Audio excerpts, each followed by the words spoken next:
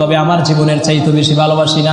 নবী উত্তরে কি বলে, ও ওমর রে, যতক্ষণ পর্যন্ত না আমি নবী রাহমাতুল লিল আলামিনকে তোমার জীবনের চাইতে বেশি ভালো না বাসবা, ততক্ষণ পর্যন্ত তুমি মুমিন হতে পারবে না।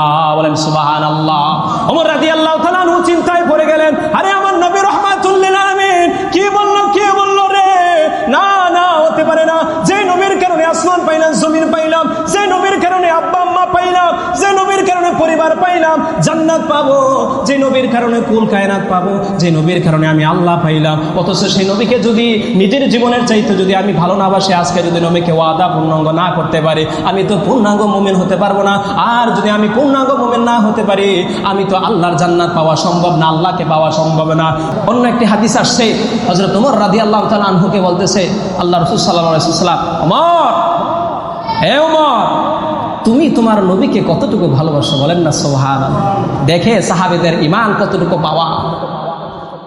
ওমর রাদিয়াল্লাহু তাআলা আনহু বলেন, আগো আল্লাহর হাবিব, আমি ওমর আপনার কাছে আমি সাক্ষ্য দিলাম, আমি আজকে আপনার কাছে বায়াত গ্রহণ করলাম, আমি সাক্ষ্য দিলাম, হুজুর গো, আমার পরিবারের মধ্যে আমার আব্বা আম্মা, আমার যে সন্তান সন্ততি আছে, এবং কি দুনিয়ার মানুষ যারা আছে পৃথিবীর মধ্যে সমস্ত মানুষের কাছে চাইতো আমি নবী গো ওয়াদা দিলাম আপনি নবীকে আমি বেশি ভালোবাসি। বলেন সুবহানাল্লাহ।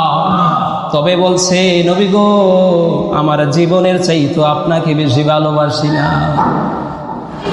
নবী বলল, রে ওমর, লা ইউমিনু, না তুমি পূর্ণাঙ্গ ঈমানদার হতে পারো নাই, তুমি পূর্ণাঙ্গ মুমিন হতে পারো না।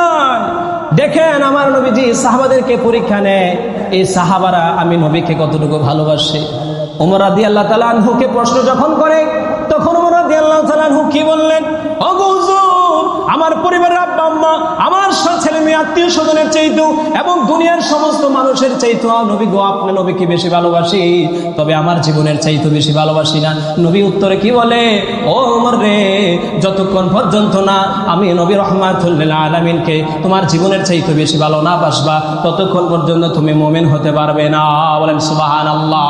ওমর রাদিয়াল্লাহু তাআলা আনহু চিন্তায় পড়ে গেলেন, আরে আমার নবী রাহমাতুল লিল আলামিন কি বলল রে, না না হতে পারে না। যে নবীর কারণে আসমান পাইলাম, জমিন পাইলাম, যে নবীর কারণে আব্বা আম্মা পাইলাম, যে নবীর কারণে পরিবার পাইলাম, জান্নাত পাবো, যে নবীর কারণে কুল কায়নাত পাবো, যে নবীর কারণে আমি আল্লাহ পাইলাম, অথচ সেই নবীকে যদি নিজের জীবনের চাইতে যদি আমি ভালো না বাসি, আজকে যদি নবীকে ওয়াদা পূর্ণাঙ্গ না করতে পারি, আমি তো পূর্ণাঙ্গ মুমিন হতে পারবো না। আর যদি আমি পূর্ণাঙ্গ মুমিন না হতে পারি, আমি তো আল্লাহর জান্নাত পাওয়া সম্ভব না, আল্লাহকে পাওয়া সম্ভব না। নবী গো, ওগো মায়ার নবী, উম্মতের কান্ডারে নবী, যেই নবী, ওগো আল্লাহর হাবিব, আপনি আমাদের জন্য জীবন দিয়ে দেন, শুধু আপনার উম্মতের জন্য জীবনটা কুরবান দিয়ে দেন।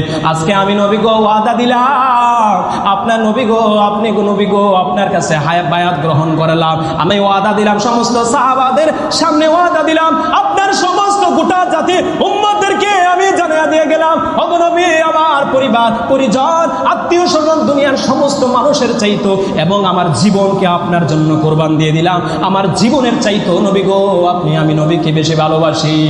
বলেন সুবহানাল্লাহ। এই হচ্ছে সাহাবাদের ঈমান আর ঈমান তেজিয়া।